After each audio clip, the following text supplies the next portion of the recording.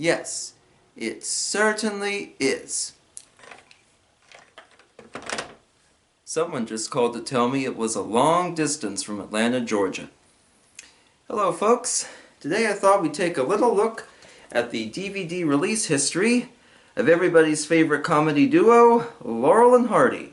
Laurel and Hardy have a very complicated and convoluted release history in the United States, and I'm planning several videos to look at the different VHS tapes, DVDs, Blu-rays, and so on that have kind of compiled their filmography over the years, because it's never just a straight shot. Many of their films have been partially lost and rediscovered, they've been colorized, re-edited, rescored, all sorts of different things. At the end of the day, I could probably make 1,000 videos on them and still not cover everything.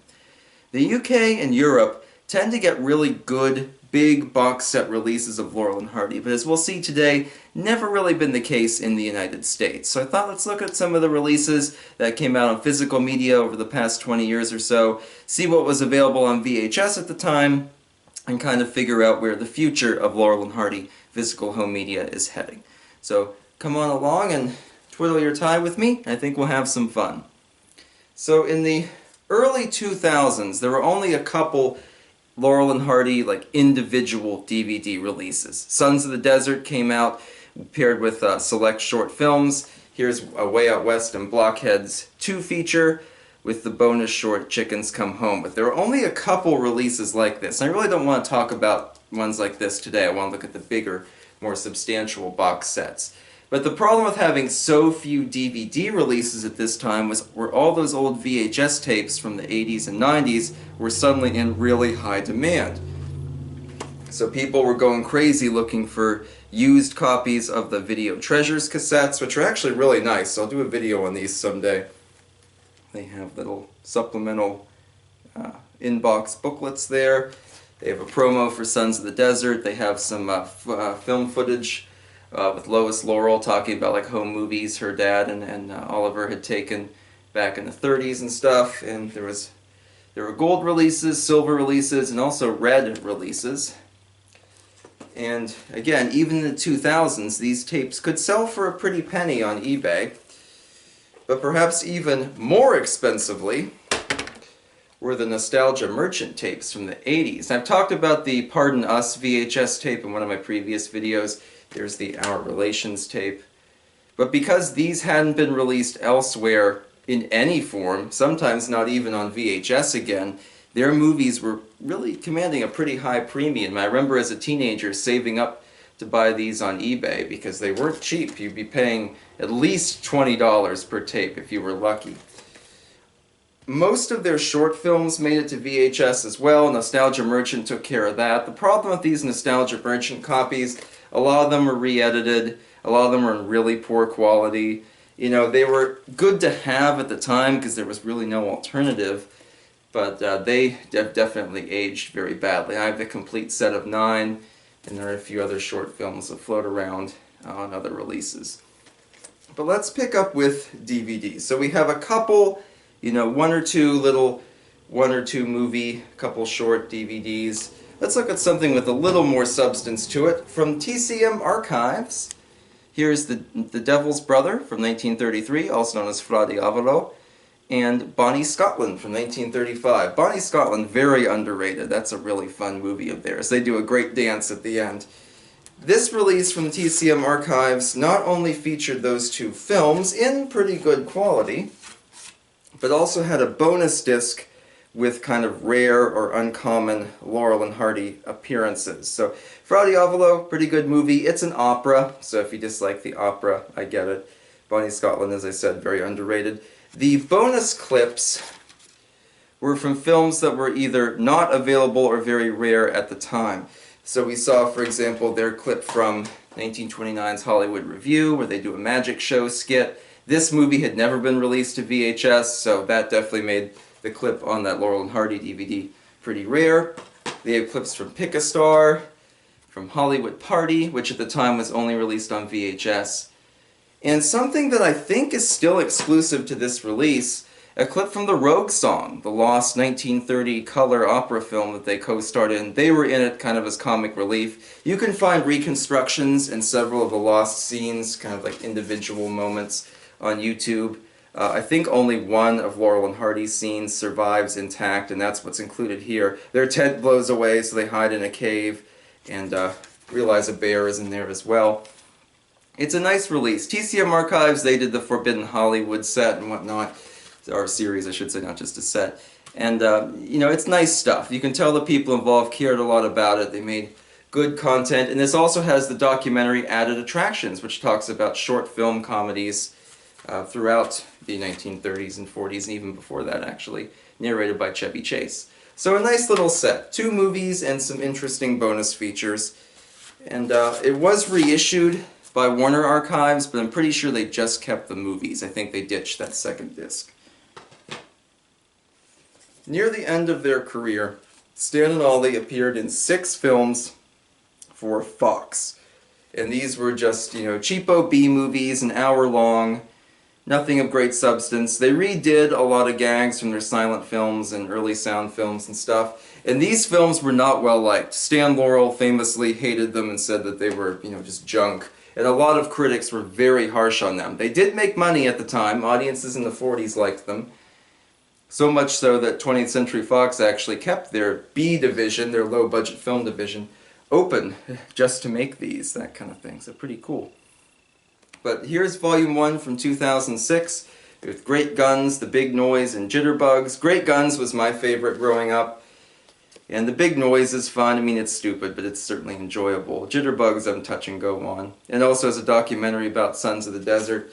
And each of these releases comes in a nice package. A lot of them have good bonus features, you know, newsreels and short films and stuff from the time. There's the back of the Jitterbugs one. These were more readily obtainable than their more popular and, I guess, more substantial Hal Roach era stuff. So if you're like me, a Laurel and Hardy fan, you know, as a teenager in the 2000s, these were ones I watched quite a bit, and these were ones that I could find very easily. I think I bought this at Target in like 2006 when it came out, so pretty nice stuff. Volume 2, The Dancing Masters from 1943, The Bullfighters from 1945, and A Haunting We Will Go from 1942. Again, nothing substantial. These aren't essential Laurel and Hardy films, but if you're looking for just a silly, fun, hour-long comedy, you can just kind of sit back and enjoy. You could certainly do a lot worse. The presentation's very nice. You know, you get plenty of bonus features, commentaries, and things like that on this set as well. So even though these films weren't well liked by Laurel and Hardy fans, these sets, I think, do them justice, serve their purpose, and I think anyone who has a Laurel and Hardy collection should probably have these 2 volumes in there. Speaking of volumes of their non-Hal Roach productions, if you watched my Ted Healy and His Stooges video, you might recognize this set, also from 2006, Classic Comedy Teams. We talked about the Stooges' contribution here, Gold Raiders and Meet the Baron. We have 2 of Abbott and Costello's non-Universal films, with Abbott and Costello in Hollywood and Lost in a Harem. And Stan and Ollie, the stars of today's video, get 1943's Air Raid Wardens and 1944's Nothing But Trouble paired up. Air Raid Wardens is probably my favorite of their non-Hal Roach films, mostly because they get to act opposite Edgar Kennedy again, who appeared with them a lot in the silent movie days and some of their very early sound films. And then after a hiatus of about 13 years, they co-star in this. And he gets the best stuff. And they have a very funny scene where, as Air Raid Wardens, they burst into his house and demand he shut his lights off and wreck his home in the process, and so on. And that's good stuff. Nothing But Trouble is actually probably my least favorite, or among my least favorites of their non-Hal Roach films. It doesn't quite work. The gags are pretty tired, and most of them aren't very funny, but you know, it's good to have this, I think, just to see kind of the differences, even between their Fox films, their former Hal Roach films, and what they were doing over at MGM. Both of those were available on VHS pretty readily as well, but it was good to have them on DVD, and pairing them up with other classic comics, also a very wise idea.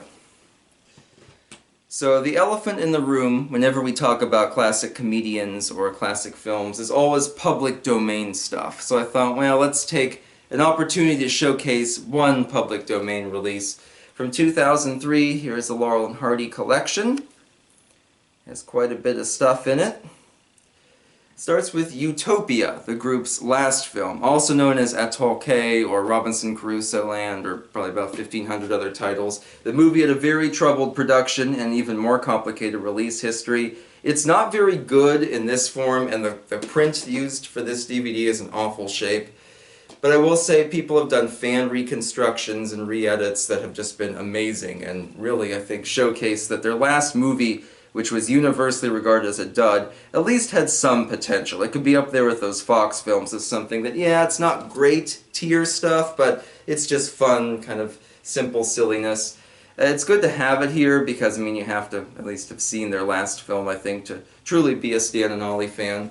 But, yeah, you know, it deserved better than this. The Flying Deuces is in here from 1939, an independent film that they'd made. Flying Deuces is pretty funny, and you get to see several frequent co-stars with them too, like James Finlayson, Richard Kramer, Charles Middleton, and so on. Great rendition of Shine on Harvest Moon by Ollie as well. March of the Wooden Soldiers. So in 1934, Laurel and Hardy did yet another opera film, Babes in Toyland. Babes in Toyland was recut and reissued as March of the Wooden Soldiers. I'm pretty sure almost every US release uses this re-edit. I don't know that there's ever been an official physical home media release of the original Babes in Toyland. This is the colorized VHS for the March of the Wooden Soldiers reissue, and while it is fun to see it in color, we are missing a few scenes, some of which, like the musical stuff, as not an opera fan, you know, that doesn't bother me too much, but I don't like how parts of the ending fight between Tom Tom the Piper's son and Silas Barnaby are cut out, things like that. There's definitely some kind of jarring moments there. And, you know, March of the Wooden Soldiers is fun, and it's often considered a Christmas movie, but again, it needs a better release than just this kind of edited reissue, and like with the other films, the picture quality on this DVD isn't especially good, and it was available on many other public domain releases at the time. We have the short films Be Big and The Lucky Dog. The Lucky Dog, of course, being their first pairing ever. We'll talk more about that in a little bit. And it was lapsed in the public domain, and it was actually available mostly in edited, truncated prints like this one here. Be Big, there seems to be some confusion about, because most of the time it's not listed as a public domain work. So maybe this was something that got this organization a cease and desist letter. I don't know. But it's good to have at least one Stan and Ollie short on here. And then lastly, there are a couple little bonus supplementals like Laurel and Hardy trailers, which are called Laurel and Hardy at the Movies, and their appearance on the TV show This Is Your Life. So, yeah, it's public domain and the quality is pretty crappy, but at the end of the day, I guess as a young fan, you know, I bought this and was happy to have all these things in one place, in this case in one big box set.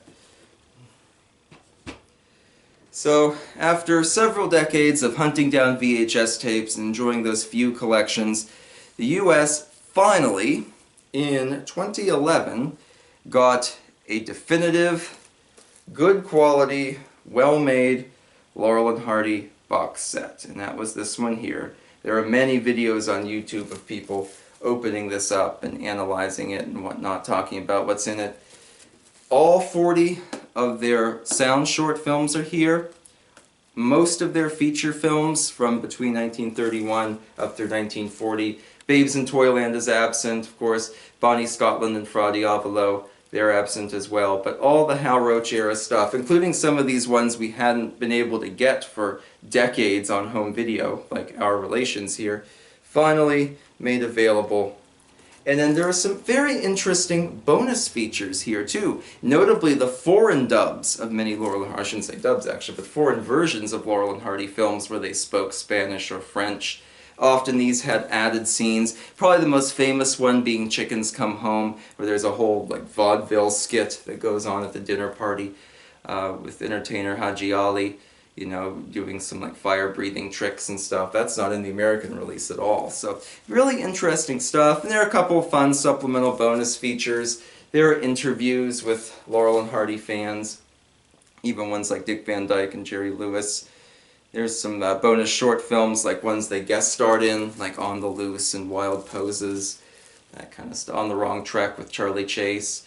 There's the Tree in a Test Tube promotional short that got a restoration for this. The big criticism here was the box. And while the artwork is super nice, there's a good kind of picture collage on the back. That's really neat.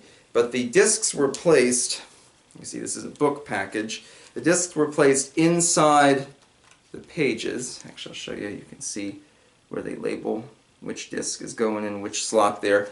And I took them out and put them in cases because I found it easier to do that than dig in and out of here, because these flaps are pretty skinny and it'd be very easy to scuff up a disc, I think. But the packaging was a small price to pay for having restored and nice and clean prints of all these films that we'd watched on crummy old VHS tapes for years that just, you know, you could tell they were taken from probably 16mm prints or so. But these, they look nice, sound quality's great, a lot of cool stuff there. So it was time to finally retire these guys with their edited copies and showcase some really nice new digital restorations. And this is a must-have, I think, for any American Laurel and Hardy fan. One thing that was skipped over, though, was 1939's Zenobia, Oliver Hardy's solo film teaming him with Harry Langdon. Although that was released on VHS as part of the Video Treasures line, it did not make the jump to that particular DVD set. That would come out later as kind of its own standalone thing. So I'm sure fans who were, you know, ready to retire their VHS tapes and switch were a little perturbed they still had to keep their Zenobia video. Coming from 2020, Laurel and Hardy, the definitive restorations. Stan and Ollie look and sound better than ever. I am convinced that this release exists for one purpose: to showcase the restored version of their 1927 short, Battle of the Century. Battle of the Century famously started with an excerpt that had been dug up in the 50s, and then they discovered another reel much later, and they discovered additional missing footage decades on. And there was so much furor about the restoration of this work that Battle of the Century was voted into the National Film Registry after its restoration was complete. There's still a little bit of missing footage, but not a whole lot. You know, I think it's about a minute or so, a scene with Eugene Pallett selling Laurel and Hardy insurance policies. But I'm pretty sure that that release, this silent short, because there were no silents on this set, that silent short was the main reason this exists. There are a couple other kind of unusual bits too, like That's That, which is some color outtake footage and stuff. And there are a couple of these shorts that have alternate soundtracks you can pick from, original scores versus soundtracks that were dubbed in later. But overall, this one, yeah, the picture quality is phenomenal, and you can tell they re-restored the restored versions and made them even better. But at the end of the day, this one just has a couple odds and ends. It's not quite as bankable as this bigger set is. And I would say if you wanted to skip a release, you could probably skip this one and be okay. And that brings us to, from last summer, the final thing we're going to talk about today, Laurel and Hardy Year 1. This is a Blu-ray release, as opposed to DVD like all the others. And this showcases their first silent films. Now, not everything is from 1927, even though the caption under the title says, you know, restored 1927 silence. We have The Lucky Dog, again, but this time fully restored, not some crappy public domain copy. We have 45 Minutes from Hollywood, another short that predates 1927 that features them in separate roles. And we have some of the films where they are both in them, but they don't really work as a team. Usually Ollie's kind of in an antagonistic part, and Stan plays more like the main role. He had a much more prolific solo career, in my opinion, than Ollie did in those days, the silent film days. So it kind of makes sense that he'd be the star, you know, a Stan Laurel comedy, that kind of thing. The restorations on here, this release from Flickr Alley, look amazing. I haven't watched my way through the whole thing yet because I only got it not that long ago, but they look incredible. They piece together multiple prints from around the world sometimes with, you know, different scenes that were edited or redone, you know, different title cards and things are kind of pieced together to make the most comprehensive, the most complete versions of these classic shorts. Laurel and Hardy's silent films have always had kind of a weird release history. They were all released to VHS, at least all the surviving ones. Most of them were just one short film per video. This is one of the few exceptions where the silent big business is paired with the early sound film. They go boom. But it's really kind of wasteful to think about how, you know, one short on a whole VHS tape, one maybe 20-minute film, you know, that's kind of ridiculous. In the early 2000s, Image gave us these volumes, which today, most of which sell for exorbitant prices. I think it's volume 8 that still sells for over $100. All their silent films were released to DVD along with solo films, and there were some redone versions like Double Whoopee dubbed for sound and the original silent version of Unaccustomed as We Are. But these sets didn't really catch on, which is why they're such collector's items today. This is one of the few that I have, and I'm not going to be shelling out 60, 80, 100, 120 bucks for other releases. I think someone on eBay sold the whole collection, all 9 volumes, for like $400. So, I mean, they're hard to get. They're not in great shape, the films.